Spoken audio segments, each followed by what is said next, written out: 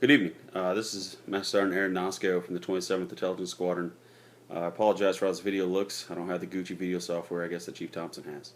But I want to talk to you today about the Airman First initiative. And it's really to remind each of us that we're Airman First. That's kind of why it's named the way it is. But I want to talk to you really why it is in existence. So when I was in vehicle maintenance, I'm a retrainee. So I retrained about 10 years ago now. But when I was in vehicle maintenance, I would pull out my airman's training records every day or every week.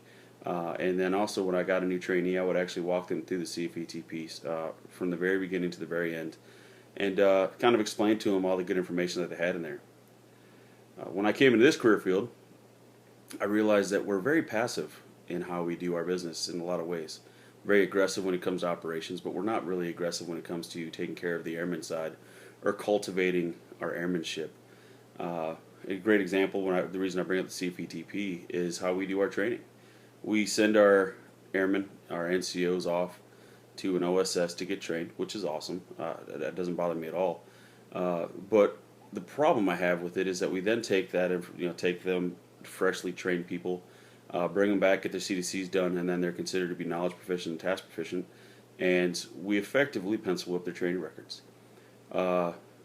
A lot of NCOs don't spend a lot of time walking through training records with their airmen.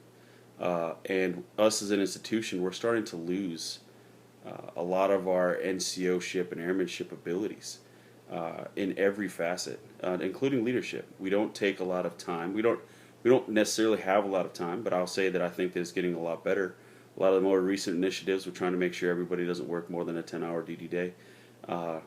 Provides a lot of that opportunity, and we're starting to see with the CPIP program, or the CPIP initiative that Colonel Heron was taking care of for the ACC, that ACC, the 4-star general at ACC, is really looking at the things that we're doing and how we're doing it, trying to figure out ways to make our lives easier.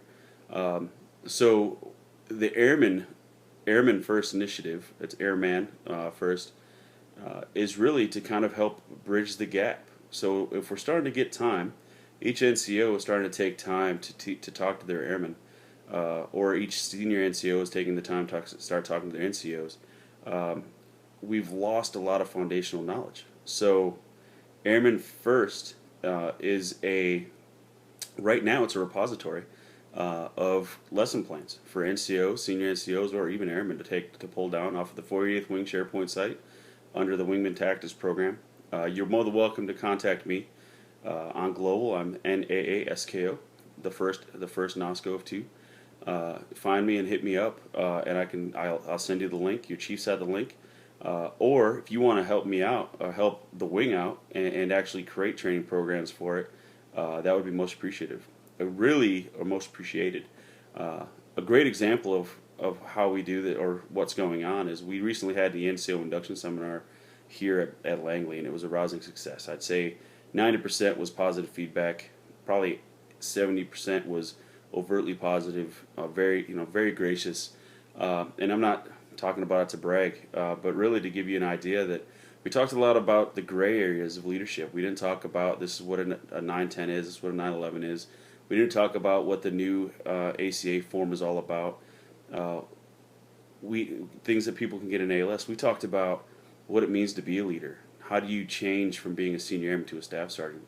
How do you take the idea that you are an ISO warrior, that you're sitting on a line with people's lives in your hands every day, and take the weight of that and be able to function when you're back home with your parents or your wife or your children? How do you turn it off every day when you get home? So we took a 2.5-day opportunity to really try out a lot of our Airman First initiatives and try out a lot of our Airman First lesson plans. And it wasn't even a senior NCO in the room. It was all staff and tech driven. It was all things that people passionate about it, from the 40th Wing staff, 27 IS, and the 497th here at Langley, staffs and techs, things that they felt that they needed to kind of tell their peers. And it was a huge success. And I really hope that many of you feel the same way, and maybe you kind of feel like there's a hole somewhere that you need to fill, that you think that you could provide information for, a framework for, that we could provide to other people, provide for the entire wing. So if you happen to be one of those people, please contact myself or Chief Thompson through your chiefs, of course. Please get us your name. Like I said, I'm Naasko on Global. I'm the first one of two. Shoot me an email, and I will gladly reply with the link, give you information on what we're doing. In the future, we're going to want to do more videos. We're going to do video like this, where we're actually going to start explaining how we go through our lesson plans. We're going to do videos that talk about individual lessons. We're going to teach lessons on video so that you have an idea of what it's like. We're trying to find a variety of different ways to really honestly make the NCOs' lives better. So, and airmen, and senior NCOs, but really the NCOs in particular that I feel there should be experts that should be able to go down and talk to 5 or 6 airmen and really give them a good perspective and good idea of what's going on. Those are the guys that we're really shooting for. But honestly, any airman from an E1 to an E9, and really CGOs as well, should and could benefit and will benefit from being part of the Airman First program. So please get in touch with me. Thank you, and Happy New Year.